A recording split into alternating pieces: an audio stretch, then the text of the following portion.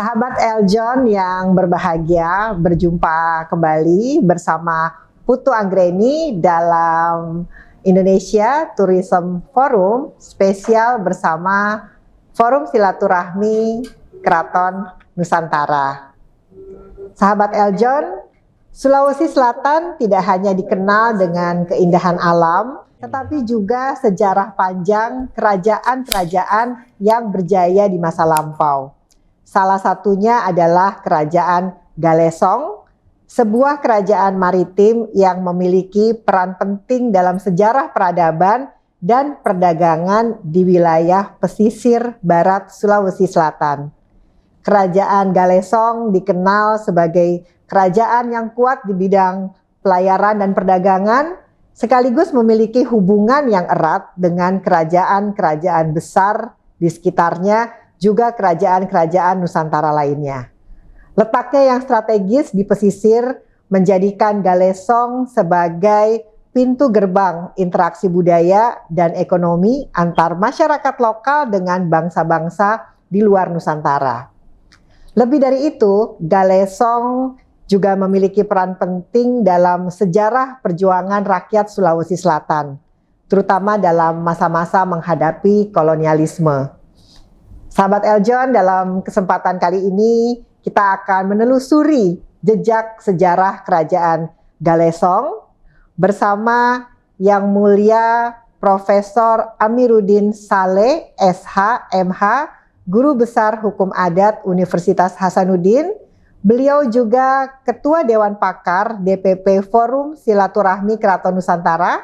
Acara kita hari ini juga Ketua Dewan Kebudayaan Kota Makassar dan Kepala Kampung Adat, Budaya, dan Konstitusi Bala Barakakari Galesong. Assalamualaikum warahmatullahi wabarakatuh, Yang Mulia. Waalaikumsalam warahmatullahi wabarakatuh. Lama Kiriporio, Yang Mulia. Salah ejaan saya. Bolehlah, bisa mengerti. Terima kasih. Alhamdulillah. Dimaklumi ya Yang Mulia. Ya, dimaklumi lah. Terima kasih Yang Mulia sudah hadir bersama sahabat Eljon di Eljon Media. Kita ingin menelusuri nih sejarah Kerajaan Galesong. Nah, mungkin yang pertama boleh Yang Mulia ceritakan Kerajaan Galesong itu awal muasalnya bagaimana dan bagaimana juga hubungannya dengan Kerajaan Goa dan Talo ya, yang ada di Sulawesi Selatan. Silakan Yang Mulia. Ya, jadi kalau kita lihat sebetulnya itu Galesong itu adalah bagian dari Goa. Jadi kerajaan Galesong itu bagian dari Goa, bagian penting ya. Karena seperti yang Mbak Putu ya, Mbak Putu katakan tadi, bahwa kenapa penting ialah karena berada di pesisir dan Galesong adalah penyangga utama di bidang maritim. Pertahanan maritim di Goa itu di Galesong, dan panglima dari kerajaan Goa itu selalu dari Galesong karena letaknya strategis. Jadi, aduh, kepingin sekali mengajak Mbak Putu ke sana ya untuk melihat. Segera. Itu di tempat di pinggir di Galesong ini ada salah satu tempat itu yang alam sudah rancang sedemikian rupa sehingga sangat susah untuk ditembus oleh armada dari luar karena airnya itu terputar. Dan ya, pusaran air, dan hanya orang Galesong sendiri yang mampu menaklukkan itu. Jadi kalau orang luar itu pasti kalau mau mendekat itu dia tidak tahu bagaimana caranya menyikapi itu, dan itu akan setengah mati. Kemudian di pinggir di tempat situ juga itu memang dari dulu itu sudah dibangun oleh kerajaan dulu itu satu tempat pengintaian yang dari semacam menara ya, yang bisa melihat lalu lintas laut itu, lalu lintas yang ada di lautan itu, sehingga kalau ada perahu-perahu atau kapal asing yang lewat saja, apalagi mau masuk, itu langsung kelihatan. Jadi itu sangat strategis. Jadi tidak, tentu saja kerajaan Goa pada waktu itu tidak memilih begitu saja, tetapi berdasarkan suatu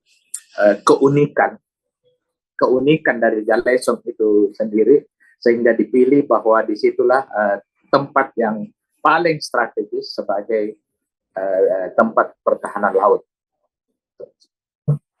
Jadi pusaran air itu aja sudah pertahanan alami ya, yang diciptakan yang Maha Kuasa ya. Pertahanan alami di situ, dan boleh dikatakan itu yang perahu-perahu atau kapal yang mau mendekat yang tidak mengetahui cara mendarat secara baik itu akan tenggelam. Jadi pusat pertahanannya Sulawesi Selatan tuh di Galesong tempatnya, begitu Yang Mulia ya. Arti Galesong sendiri apa Yang Mulia? Ini berbagai macam versi, tetapi ada satu sifat dari sampai sekarang itu masih kita lihat di Galesong itu, gotong royong ya, gotong royong. Jadi itu di Galesong itu selain untuk pertahanan laut itu terkenal sekali dengan telur ikan terbang ya. Itu mungkin 95% itu nelayan ikan terbang itu berasal dari Galesong.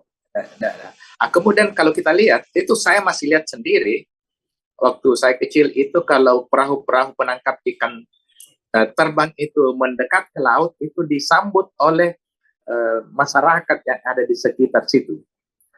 Itu berarti dari situ saya pikir itu nama Galesong itu, Gale artinya perahu, Som itu artinya disonsong. Jadi mereka menyonsong itu perahu, dan itu membagi-bagi membagi ikan. Song ya, menyongsong perahu ya. Wow, luar biasa ya namanya. Luar biasa. Ya.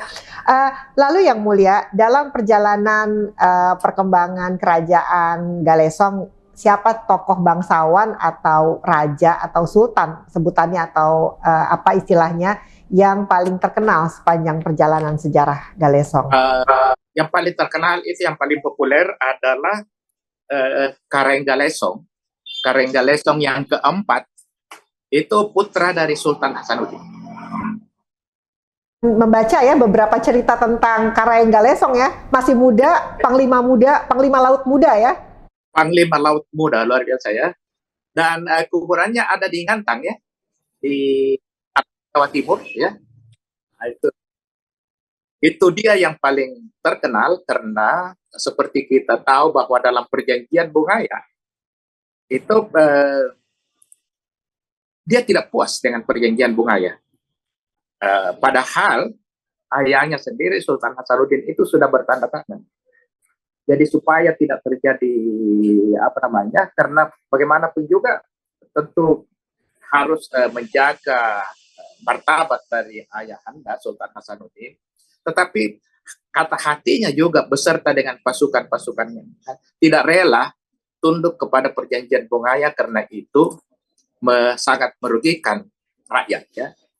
Oleh sebab itu maka sepakat bahwa dia tinggalkan Galesong, tinggalkan kerajaan Goa, dan pergi ke Pulau Jawa membantu perjuangan untuk melawan imperialisme, kolonialisme pada waktu itu. Itu berjuang sampai titik darah penghabisan, betul-betul berjuang sampai titik darah penghabisan, dan wafat di Ngantang ya, di Malang, Jawa Timur, dan di situ dibuat kuburannya, dan oleh orang-orang di sekitar situ, di samping dikenal sebagai Kareng Galesong, juga mereka segan untuk menyebut Kareng Galesong, tetapi disebut dengan Mbah Rojo. Artinya ya. Beliau sudah berasimilasi juga ya dengan kerajaan di Pulau Jawa ya, karena kehebatan beliau ya. Berasimilasi karena ada kesamaan visi ya, untuk mengusir penjajah. tidak suka dijajah oleh Belanda, dan mereka sepakat berjuang secara bersama-sama. Artinya Karaeng Galesong ini tidak hanya harum namanya di Sulawesi Selatan ya, di Makassar, Goa, Kerajaan Goa, tapi juga di Jawa bahkan ya, Yang Mulia. Di Jawa bahkan beberapa petinggi dari Jawa. Di sini ini ada rumah sakit Wahidin Sudorohosodo. Ternyata Dr. Wahidin Sudorohosodo mengaku sebagai turunan Karaeng Galesong.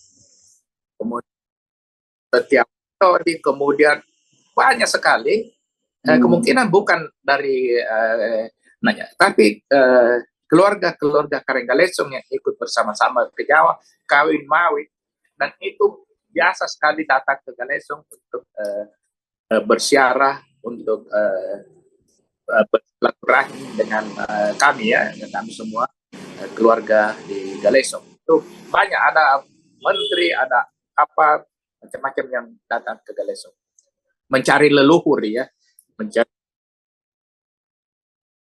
Saya membayangkan zaman lebih modern aja, pelaut Makassar itu kan terkenal luar biasa ya, menghadapi lautan, apalagi di zaman Karaeng Galesong seperti apa waktu itu ya, tahun 1600-an kalau tidak salah Yang Mulia ya. 1600-an, betul. Itu. Kalau peristiwa gimana nih Yang Mulia? Adakah peristiwa-peristiwa dalam perjalanan kerajaan Galesong ya yang sangat mempengaruhi terhadap budaya dan adat istiadat sampai saat ini? Banyak, karena setiap tahun itu ada namanya tamu taong di Galesong, itu diperingati, itu di sana itu ada namanya gaukang di istananya sampai sekarang masih ada ya. Jadi di istana itu ada satu benda sakral yang disitulah disebut dengan gaukang. Itu yang dianggap sebagai benda yang mempersatukan. Dan itu saya pernah tulis buku dan dibaca oleh Profesor Mahfud ya, Mahfud RT. Dan di buku itu saya katakan bahwa tentang bagaimana Galesong dan ritual-ritual apa yang dilakukan. Dan satu saat Prof. Mahfud panggil saya ke Jakarta dan dia katakan saya mau ke Galesong karena itu 10 tahun lebih yang lalu ya. Rupanya setelah membaca buku Prof. Aminuddin itu, saya tertarik, dan kayaknya beliau bilang kayaknya di Galesong itu sampai sekarang disitulah betul-betul miniatur Pancasila. Jadi betul ya. Galesong sebagai desa Pancasila yang pertama di Indonesia. Sekarang sudah 5 ya. Yang pertama di Indonesia. Desa Pancasila Indonesia ya ada di Galesong. Wah, saya harus ke Galesong nih. Put MD, saya mau ke sana juga. Yang beberapa bulan lalu, tahun lalu ya, itu berkunjung lengkap itu 9 dewa keadilan ya, hakim-hakim Mahkamah Konstitusi rame-rame berkunjung ke Galesong. Jadi bukan di Desa Pancasila? Iya, Desa Pancasila. Desa Galesong akhirnya diakui ya oleh bangsa sebagai desa yang tadi nasionalismenya tinggi, ada pahlawannya di situ. Begitu Yang Mulia. Apakah sudah cukup buat Yang Mulia penghargaan yang didapatkan, atau sebetulnya masih ada yang diharapkan oleh masyarakat dan juga kerajaan Galesong ya untuk lebih dihargai mungkin oleh pemerintah atau bangsa? Begini, waktu penganugerahan gelar itu, karena kami juga orang Galesong tidak mau diberikan penghargaan yang begitu terhormat ya, tidak memberikan balasan, sehingga kami sepakat, Dewan Adat itu sepakat, saya pimpin sebagai ketua Dewan Adat, apa yang kita berikan kepada Profesor Mahfud yang memberikan kehormatan bagi Galesong ya, dan kita sepakat memberikan nama gelar bangsawan kepada Profesor Mahmud Kareng Tojeknya. Kemudian dalam sambutan saya pada saat anugerah gelar itu saya katakan bahwa ini tanggung jawab, ini penghormatan, tetapi sekaligus tanggung jawab dalam mempertahankan nama baik. Dan itulah sekarang kami malu itu kalau tidak membuktikan itu tanggung jawab. Oleh sebab itu maka saya bersama keluarga kami mendirikan Baraka Karigaleso. Itu saya kepala kampung di situ ya. Dan dirikan oleh Ketua Umum Forum Silaturahmi Keraton Nusantara, Sultan Sepuh Sultan Cirebon pada waktu itu bersama-sama dengan Ketua Umum sekarang ya, Jenderal Nanti Pemerintah. Jadi kami buktikan alhamdulillah. Ini terlihat dia rendah hati sekali ya sebetulnya Yang Mulia gitu, betapa padahal kan kerajaan Nusantara itu sebetulnya adalah kerajaan yang dulunya sebetulnya memiliki Nusantara gitu ya, tetapi akhirnya memberikan semua yang dimiliki terhadap untuk digunakan oleh negara kita yang tercinta gitu ya Yang Mulia. Itulah. Yang Mulia, nilai-nilai apa atau filosofi apa yang sampai saat ini masih dipegang oleh masyarakat di Galesong? Begini, anak saya sekolah doktor di Malang, itu 10 tahun lebih yang lalu. Jadi hampir setiap tahun secara periodik itu, saya berkunjung ke Malang, ke Unibrow. Kemudian menyempatkan ziarah ke makam Kareng Galesong. Anak saya bertanya, kenapa kuburan Kareng Galesong itu di kompleks kuburan itu ada 10 lebih kuburannya di samping kuburan umum yang ada di luar. Itu kuburan khusus Kareng Galesong itu bersegi 4 segi sama sisi ya. Saya bertanya apa itu? Saya bilang ini adalah pemimpin apa Kasulapan, pemimpin 4 penjuru angin. Itu ya. Itu simbolnya ya, Itulah yang saya katakan itu tadi Yang Mulia betul tanya apa filosofi yang itu filosofi yang pertama. Itu yang saya katakan ini kuburannya tidak kebetulan seperti itu, tetapi kayaknya yang menguburkan ini sudah tahu bahwa pemimpin yang dikuburkan ini adalah pemimpin 4 penjuru angin. Nah, itu tentu punya arti ya. Wow. Yang berikutnya? Nah, itu. Jadi 4, kenapa dikatakan apa Sulapan? Yang pertama itu syarat kepemimpinan buat orang-orang Galesong itu, ini ada 4 ya. Jujur, cerdas, berani, kaya. Jadi jujur, cerdas, dan itu tidak ada yang terlebih dahulu, tetapi sifatnya bukan alternatif. Jadi 4 itu, dan itulah yang menjadi landasan filosofis dari kepemimpinan ya, kepemimpinan 4 penjuru angin. Kemana-mana saya biasa ditanya, aduh ini kalau ini diterapkan di Indonesia ini bisa menjadi pola kepemimpinan nasional ya. Jujur, cerdas, berani, yang terakhir apa tadi Yang Mulia? Kaya. Ya. Ada yang bertanya ini kaya itu sampai berapa banyak kekayaannya Galesong dengan kaya di sini bukan hanya berarti materi. Kaya pikiran, kaya ide, inovasi, kaya mental, dan yang terpenting ialah kaya dalam perasaan.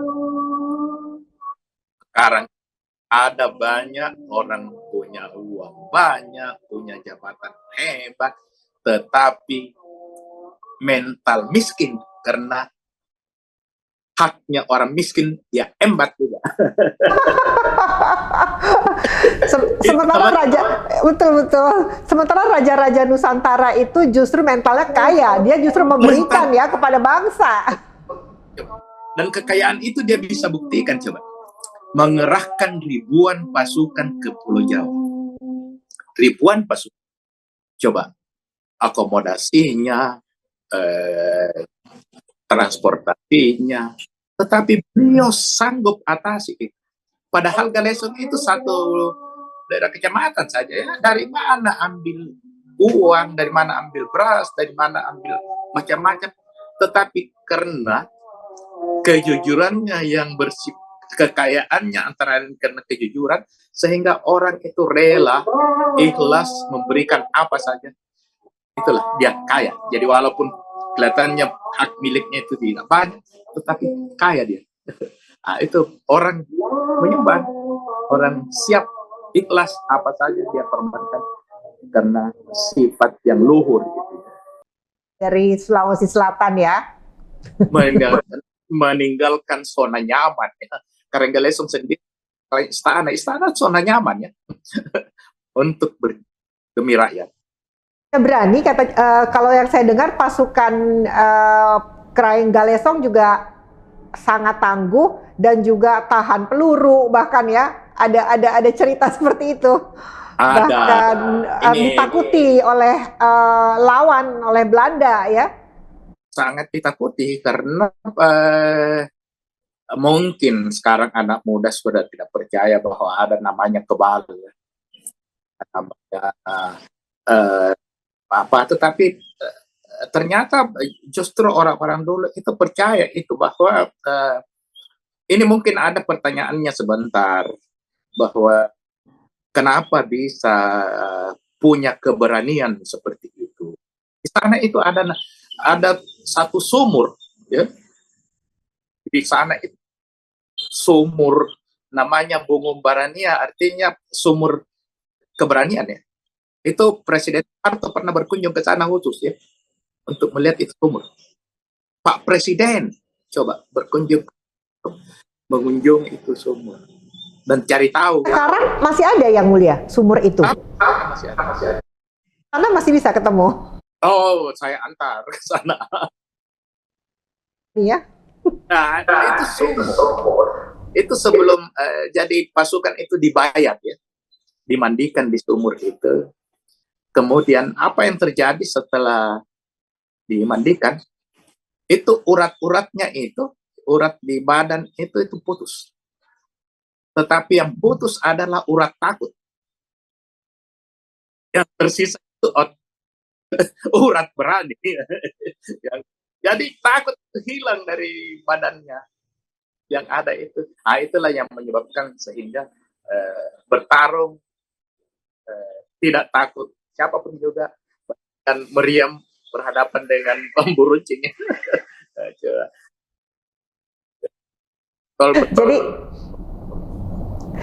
Jadi memang Allah sudah memberikan kekuatan karena memang jalan hidupnya memang untuk sebagai pahlawan ya, pejuang, pemberani gitu ya, Yang Mulia ya.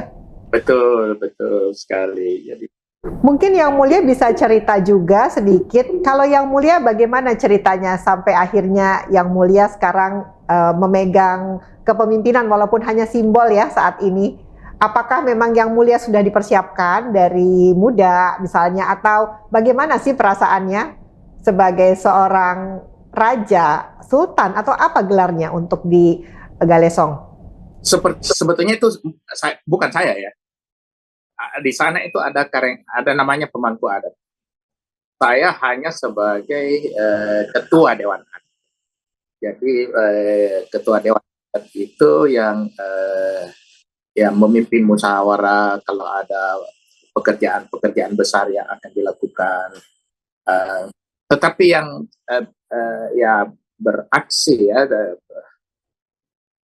saya ya mohon maaf karena pemangku adat dulu itu adalah paman saya. Itu Kareng Galesong terakhir ya. Itu paman saya, dan setiap ada termasuk kegiatan untuk setiap tahunan itu saya diminta untuk memberi hutan, melayani seperti itu. Tetapi ini satu kebanggaan tersendiri buat kami, ialah karena seperti mungkin banyak di diceritakan oleh teman-teman raja yang pernah berkunjung ke sana ya, berkunjung ke tempat kami itu di sana, ialah bahwa eh, tanggung jawab besar ya, tanggung jawab besar buat kami ini untuk melestarikan, untuk memajukan budaya ini, terutama budaya-budaya yang berasal dari Ganesha itu kami lakukan sampai sekarang itu sehingga sampai sekarang ini alhamdulillah eh, kami banyak dan itu satu kebanggaan tersendiri karena alhamdulillah kami masih bisa berbuat sesuatu, uh, membuat pesan leluhur itu kami abadikan di ukiran-ukiran, uh, bahkan di YouTube ya, sekali-sekali boleh YouTube Prof. Anthony Saleh. Kami juga aktif di media sosial menyampaikan pesan-pesan leluhur karena kami merasakan ya, saya sendiri merasakan bahwa terjadi degradasi, terjadi banyak penyimpangan di, mohon maaf, di negeri kita ini. Kenapa bisa terjadi itu? Karena tercerabut dari akar budaya. Dan itulah menjadi tanggung jawab kita sama-sama dengan FSKN ini ya. Kami sama-sama membangun bagaimana melestarikan, memajukan budaya ini sehingga karena tidak kurang pentingnya ya dibanding dengan budaya-budaya yang lain. Luar biasa kalau kita bisa menggali secara baik ini dan kita bisa tularkan terutama kepada generasi kita, termasuk juga generasi tua sebetulnya, yang banyak itu orang tua yang berpendidikan tinggi, punya jabatan macam-macam ya. Nah, termasuk itu disadarkan bahwa jangan mengkhianati ya, pesan leluhur, dan itu kami abadikan itu pesan-pesan leluhur melalui YouTube, melalui media sosial, segala macam ini. Itu yang kami bangga untuk karena punya itu, dan alhamdulillah mudah-mudahan itu bisa menjadi warisan buat anak. Dan yang penting bisa ada penerus-penerus berikutnya ya, Yang Mulia ya, supaya nanti diteruskan, dilanjutkan dan tidak berhenti sampai di titik ini. Begitu kan Yang Mulia? Ya, itu yang kami usahakan. Makanya di tempat kami itu di Galesong itu kami membuat sekolah adat dan budaya. Jadi sekolah adat budaya itu tidak ada kurikulum resmi, tidak ada apa, tetapi non formal. Jadi Yang Mulia Putu jangan bayangkan bahwa akan ada gedung ber-AC atau apa, kurikulumnya bagus, gurunya bagus. Tidak seperti itu. Ini biasa saya ditanya, apa? Saya bilang ya, kita kembali ke masa jauh-jauh sebelumnya.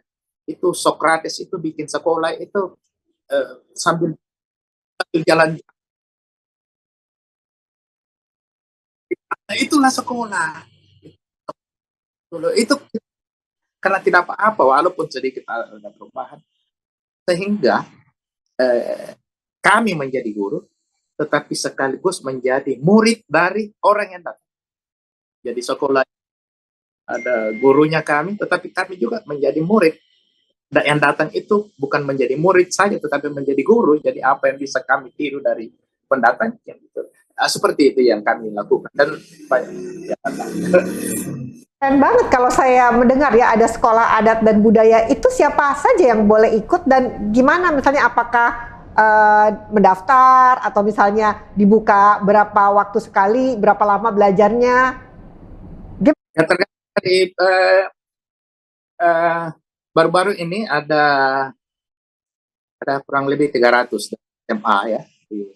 Itu sudah banyak. Jadi SMA, SMP, rombongan peranakan Chinese Makassar ya itu datang, mau cukup sambil tour ya, sambil rekreasi, melihat, karena itulah yang saya katakan sekolah ini tidak formal ya. Jadi datang melihat, bertanya, kemudian kami diskusi, kemudian berkemah ya, datang berkemah banyak orang sampai 300-400 orang itu datang berkemah, karena itu di kampung yang mulia ya. Kampung adat. Iya, kampung adat itu suasana sangat pedesaan, tetapi justru itu yang membuat orang luar tertarik ya, dari hampir seluruh dunia sudah datang ya.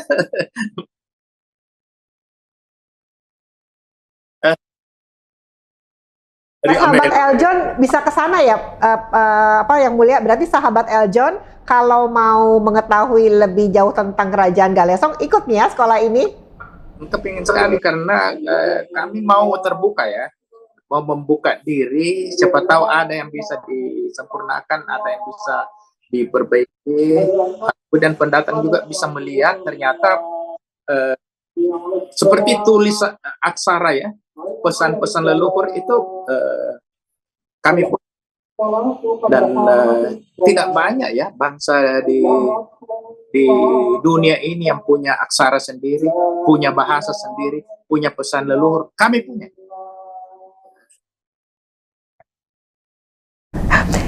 Kalau bentuk bangunan, situs peninggalan yang masih ada, yang bisa dikunjungi, itu apa aja yang mulia? Menara yang tadi misalnya, masih ada nggak tuh menara buat memantau laut misalnya, atau kerajaan zaman dulu bangunannya yang masih tersisa apa? Kalau bangunannya masih tersisa itu istana satu ya, istana. Yang kemudian yang kedua itu yang kampung adat ya. Kampung adat itu di dalamnya itu ada rumah itu namanya barak kakak. Artinya rumah, ya rumah berkah.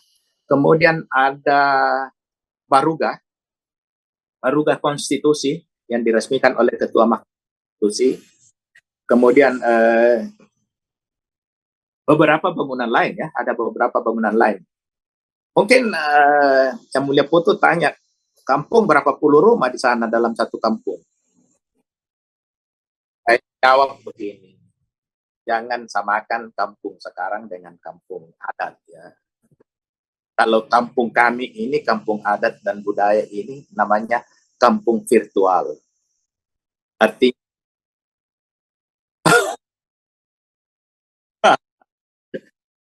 jadi siapapun juga yang pernah datang ke sana atau bisa berhubungan dengan di sana, itu penduduk kampung.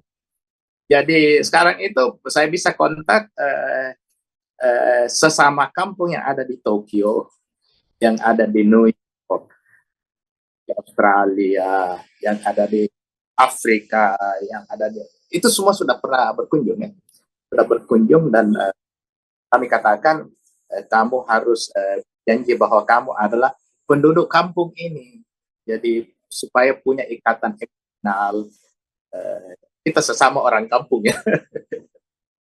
Jadi bahkan bukan lagi berskala nasional, justru sekarang jadi berskala internasional ya, karena dari berbagai negara sudah berkunjung ya ke Galesong.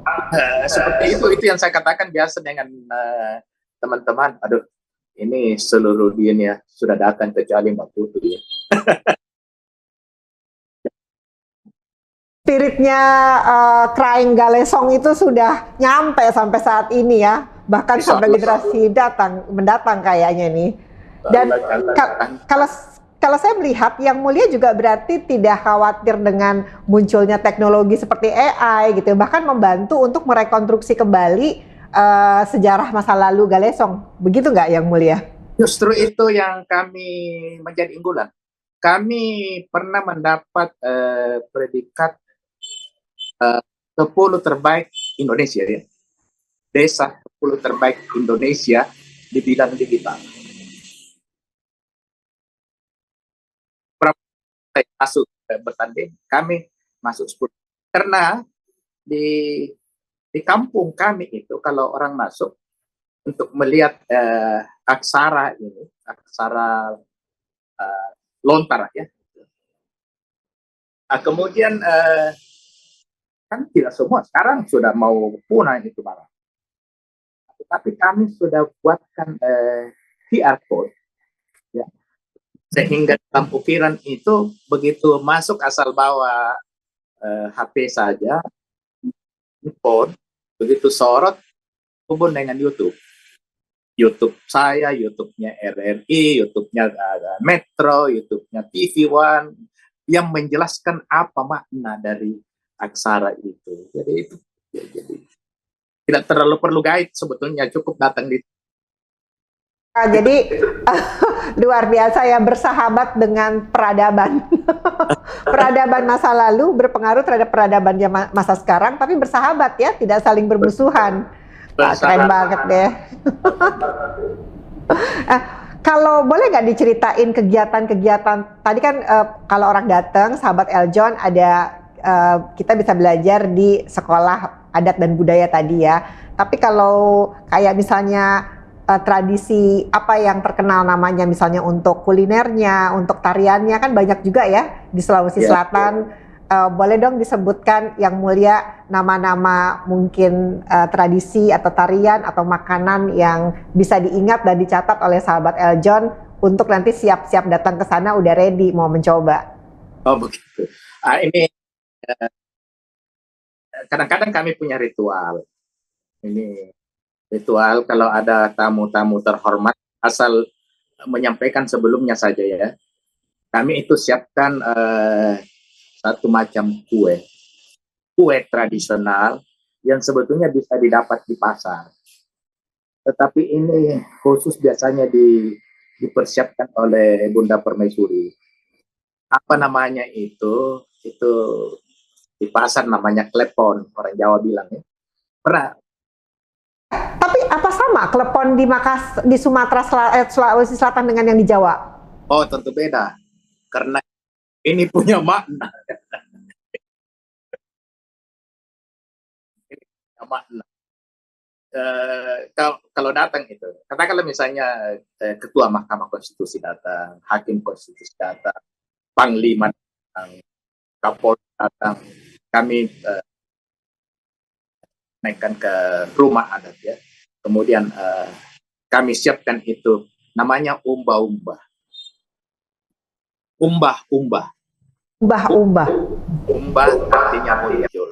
Karena klepon itu, umbah-umbah itu kalau dibuat itu tadinya kalau diturunkan di air mendidih ya, tenggelam ya. Nah, setelah dia matang, dia akan muncul. Nah, ini harapan semoga yang disuapi itu sudah matang dan akan muncul. Ya. Kemudian materinya itu kan kelapa bagian luar. Kelapa buat orang Makassar itu lambang kebahagiaan. Semoga kamu berbahagia. Kemudian di dalamnya itu tepung dari beras ya, beras, padi, lambang kehidupan. Buat orang Makassar kalau sudah ada beras, sudah hidup dia. Yang ketiga, kan dari laut udah gampang. Udah disiapkan. Nah, paling dalam itu gula, manis, gula merah. Itu pertanda kesenangan.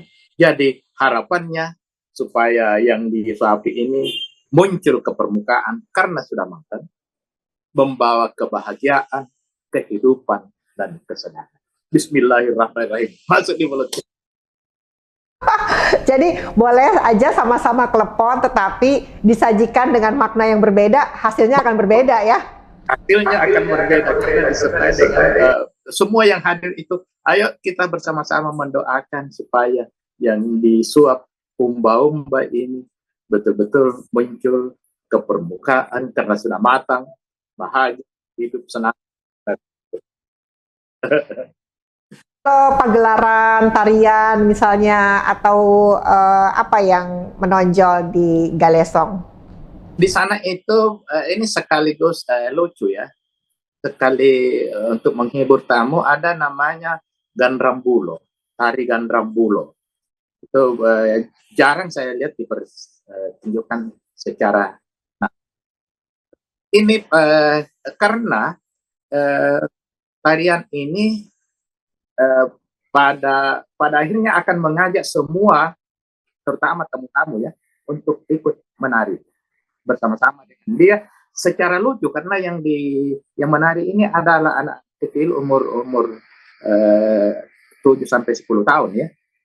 Ini yang lucu, waktu kunjungan 12 negara sahabat, itu duta wisata dan duta budaya, itu pada akhirnya ikut dari Meksiko, dari Afrika, dari Amerika, ikut menari ya. Kemudian mereka pulang, di jalan itu pengawalnya itu kembali ke barak kakak itu. Saya tanya kenapa kembali, dia bilang ada satu hilang, ada wah hilang. Ternyata ikut menari itu asik menari dengan anak-anak itu, lupa pula itu. Jadi segitu indahnya tariannya ya, segitu menariknya sampai mereka lupa pulang ke negaranya kayaknya ya. Atraktif, ikut bermain, tenang sekali. Jadi itu salah satu tarian.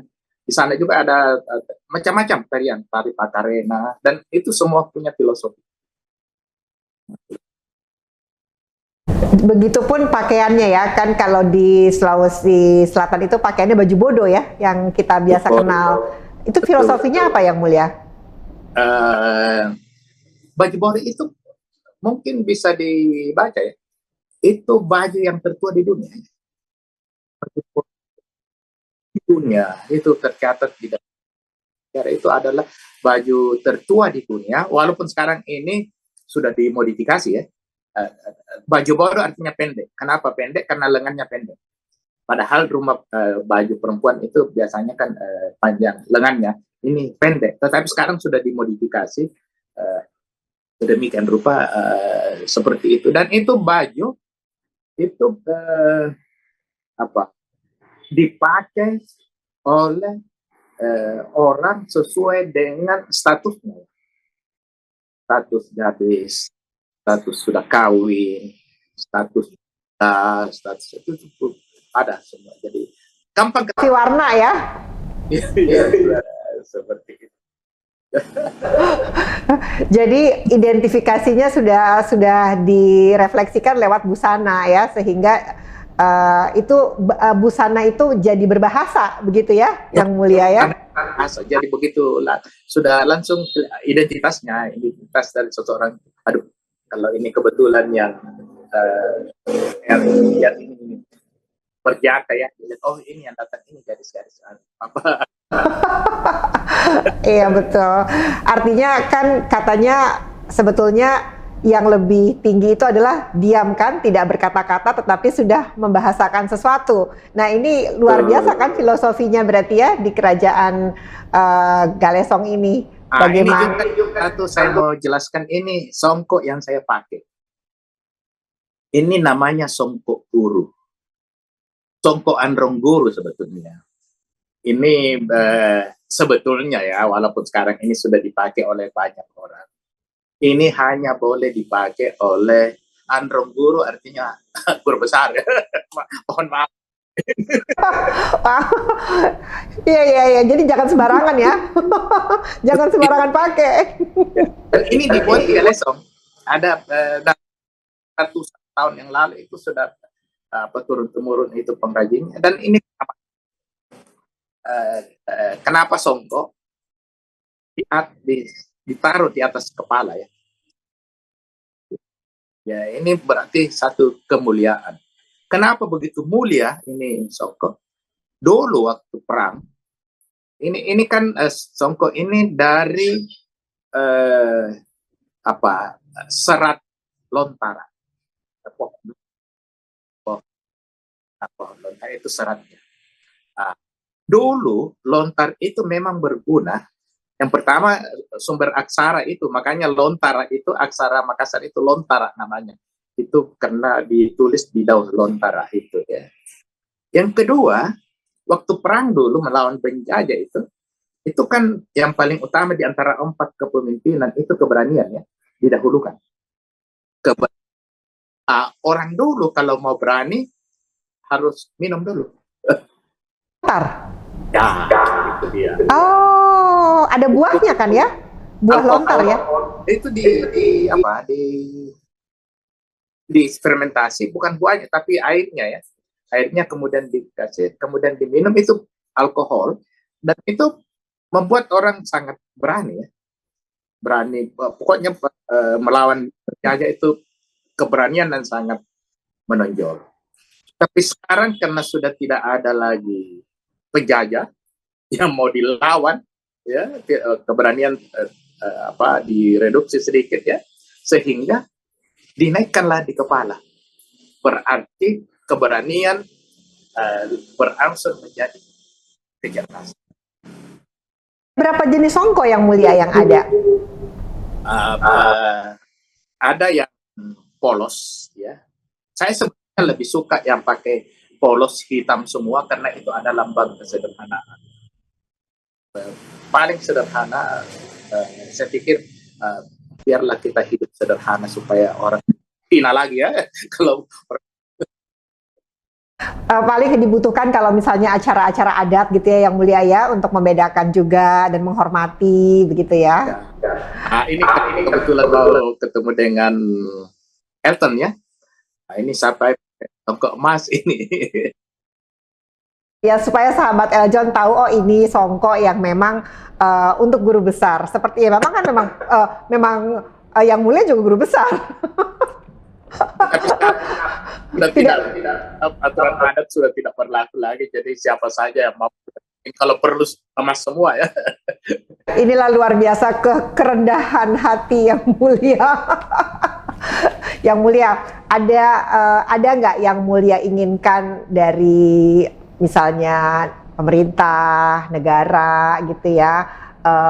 Apakah sudah cukup diperhatikan bagaimana budaya dan adat istiadat di Galesong, atau misalnya masih ada yang kurang? Apa sih harapannya yang mulia kepada pemerintah sekarang maupun pemerintah berikutnya ya?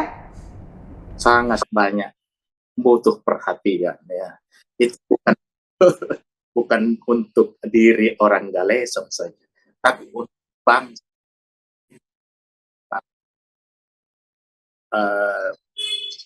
Terlalu banyak kita membangun fisik ya, sementara jiwa bangsa ini tidak dibangun. Padahal amanah dari Indonesia Raya, dia katakan bangunlah jiwanya, bangunlah badannya. Coba yang dulu jiwanya, karena jiwa para penyimpang budaya yang menyebabkan kerusakan bangsa ini, karena rusak jiwa yang banyak rusak ya. Mungkin teknologi begitu maju, tetapi tidak disertai dengan kemajuan jiwa, akhlak dan sebagainya. Ini yang perlu. Kayaknya terus terang saja, saya sebagai pemerhati budaya sangat berkepentingan supaya budaya itu dipentingkan, diperbaiki ini akhlak bangsa ini melalui pendidikan budaya. Pendidikan agama oke, sudah bagus, tetapi ruang gerak dari budaya itu nampaknya perlu diberikan keluasan yang lebih besar untuk bisa berperan dalam memperbaiki bangsa ini. Saya kira itu yang mulia. Jangan berhenti untuk menyuarakan juga ya yang mulia. Ya. Tahun kita berhenti di mana-mana, hampir dalam setiap minggu.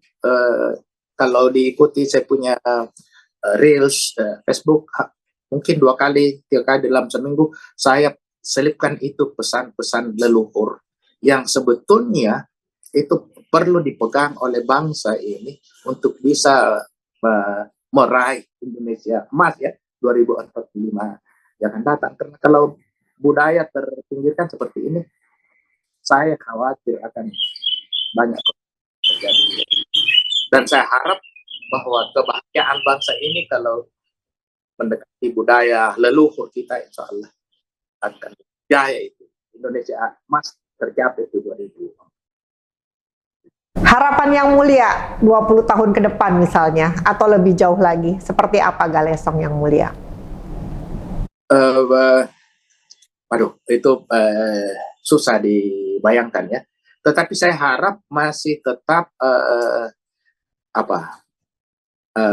kearifan leluhur itu masih tetap ada. Karena kalau itu hilang, identitas bangsa ini akan turun. Dan itu harus memulai. Saya sepakat dengan nawacita ya, membangun dari desa, membangun dari kampung kecil, dan itu nawacita yang kami ya. Itu dari kecil-kecil, dari yang kemungkinan orang lain sebagai satu hal yang sederhana, tetapi sangat besar peranannya untuk yang akan datang. Jadi itu saya harap Galesong ini, saya harap, tetapi kami kan tidak punya kekuatan, ya. Tidak punya kekuatan bargaining position baik dari segi finansial maupun dari segi apa. Tetapi harapan kami ialah supaya kearifan ini, semangat patriotisme dari para pejuang Galesong ini tetap dimiliki ya, tetap kita punyai, bukan hanya di Galesong tapi terpencar seperti terpancarnya orang-orang Galesong berjuang sampai ke Pulau Jawa, sampai ke Sumatera dan Kalimantan dan sebagainya. Akhir Yang Mulia, mungkin pesan buat anak-anak muda Galesong, apa yang harus dilakukan mereka untuk mereka bisa menjadi penerus di masa depan ya? Ya, mari kita berbuat. Kami pernah adakan seminar internasional yang telah memperlihatkan Galesong itu jaya. Kita bedah itu kejayaan masa lalu. Kemudian realitas masa sekarang. Ini realitas masa sekarang memprihatinkan. Oleh sebab itu kita harus ubah ini, realitas ini menjadi realitas yang bagus untuk Galesong masa datang. Nah, itu di sekolah adat itu mudah-mudahan kami bisa berbuat lebih banyak gitu ya, lebih banyak orang untuk kepentingan seperti ini, terutama orang-orang Galesong sendiri. Jangan hanya bangga, saya orang Galesong, orang hebat, tapi itu dulu ya. Sekarang bagaimana, itu yang tantangan ya, tantangan buat anak muda Galesong. Terima kasih Yang Mulia, luar biasa ceritanya. Sebagai penutup mungkin ada kalimat bijak tentang dari masa lalu Galesong yang masih relevan hingga saat ini, yang tadi ada narasi-narasi masa lalu ya, boleh disampaikan Yang Mulia? Kami yang pesannya bisa untuk bangsa.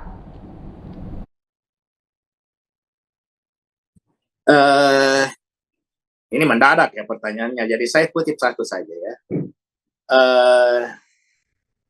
Ada pesan dari leluhur, empoang kami nakala birkah yami antun empoia. Kedudukan yang termulia ialah yang diduduki. Ada banyak orang yang punya kedudukan hebat, tetapi dia tidak muliakan kedudukan. Dia hianat amanah. Itu padahal leluhur kami orang Galesong kata kedudukan yang ya, kedudukan yang termulia ialah yang diduduki. Dia dosen, dia guru, dia pegawai, itu mulia. Jangan dikhianati itu, karena itu adalah mulia. Nah, ini yang banyak dilanggar. Banyak kedudukan yang tidak dimiliki. Kita harus kembali ke pesan leluhur. Ada banyak pesan leluhur, dan ini saja salah satunya yang saya sampaikan. Terima kasih.